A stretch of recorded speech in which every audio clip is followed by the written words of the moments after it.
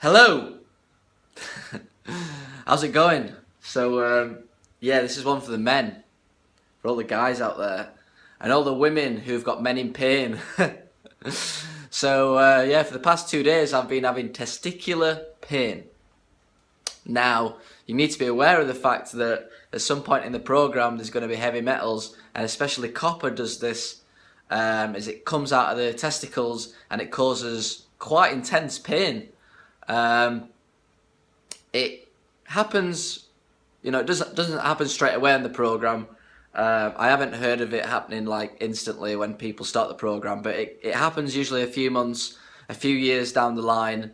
And it's actually one of the reasons why a lot of men get testicular cancer is because they've got a lot of toxic metals in the testicles, and when they get released, you get this quite intense pain. It's happened to me a couple of times. It's happening again. It's just a good sign for me. It's just difficult to sneeze. So yeah, I just wanted to update you on that, and hopefully in the future it'll help some of you guys. See ya. Yeah, just a quick one, guys. If you got Instagram, give us an ad on Instagram. We're at instagram.com/deephealingspace. I'm always putting up little quotes on there, little bits of advice, little nice paragraphs, inspirational things. So yeah, get on there. There's quite a few posts on there at the moment. Whenever I get like an insight or an idea or something, I kind of put it in writing and pop it on Instagram. So yeah, head over to Instagram if you can, add us on there, add us on Facebook /deephealingspace, and Twitter is /deephealingspac. I couldn't get the characters on, so I had to miss the E off the end of Deep Healing Space, so apologies for that. But yeah, I mean, if you want more information, head over to them, and there you go. Bye. Yo, well, I've just made a big mistake. I thought to myself, right, I'm gonna buy a new pressure cooker, and found a pressure cooker, bought it, and stupid me, I didn't read what it was made out of, and I got it home just now, and it's made out of aluminium. So yeah, for anyone that doesn't know, aluminium cookware, copper cookware, is not very good. It can leach into the foods. So luckily I can take this back, but yeah, lesson learnt on that one. Hopefully I can go and get another one that's made out of stainless steel or something like that.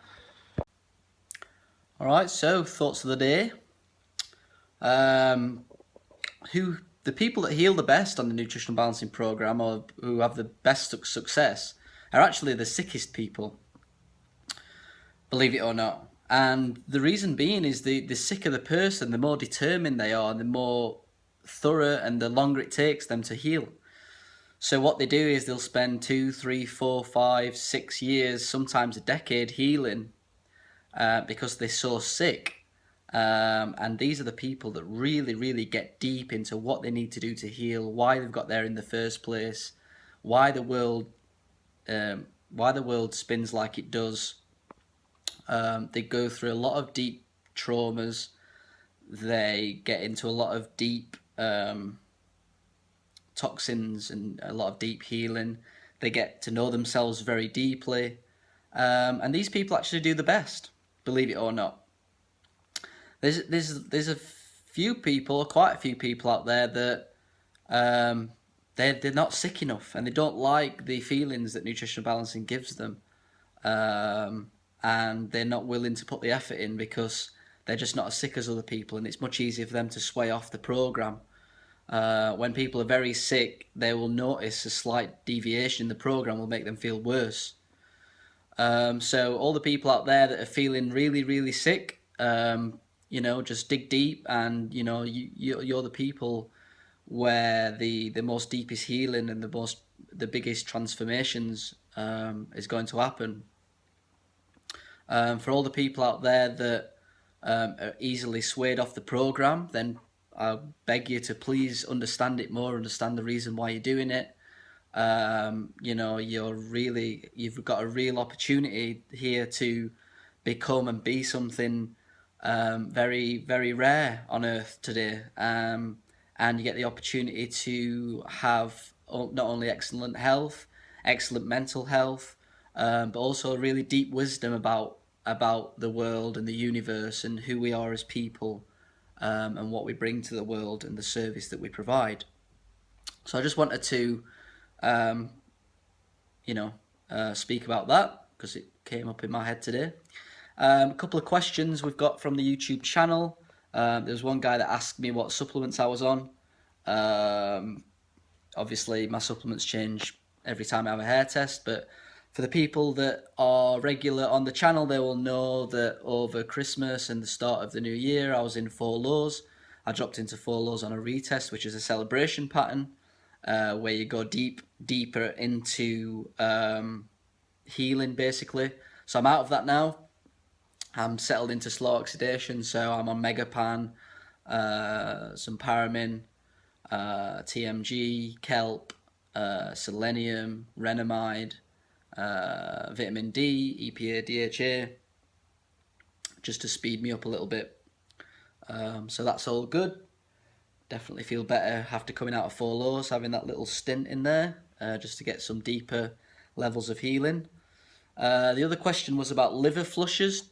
I think it was, do I recommend them or do I do them, or what's my thoughts on them? Liver flushes are good. Maybe you can do 1 or 2 in the beginning.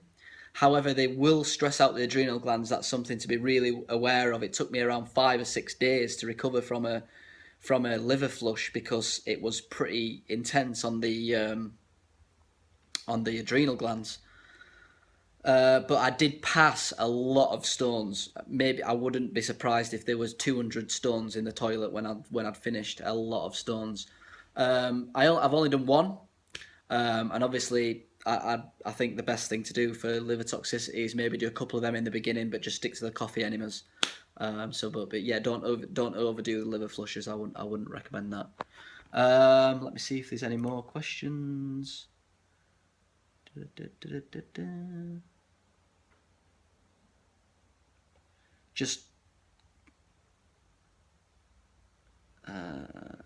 think they're just questions. They're just questions to answers that I've previously answered. So yeah, I talked about hay fever yesterday. Ben says, do I recommend adding nettle to the coffee enema or doing a separate enema? Probably the best thing to do is use warm water with nettle extract, rather than combining nettle and coffee. Jackie said, another great vlog, Lewis. These are so useful. You mentioned toxins cause bad feelings. Is this the case even when toxic metals are low on hair analysis tests? Yes. People need to realise that the hair mineral analysis is a 3, 4, 5 or 6 month average. You're going to get toxins released all the time that are not going to get picked up on the hair analysis. It's only when a toxin's getting released over a prolonged period where you'll see it rise up on a hair analysis test.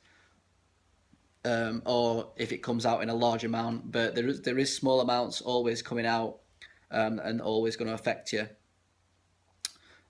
So yeah, that's that question answered. All right, guys, keep the questions coming. I'll speak to you soon. Bye.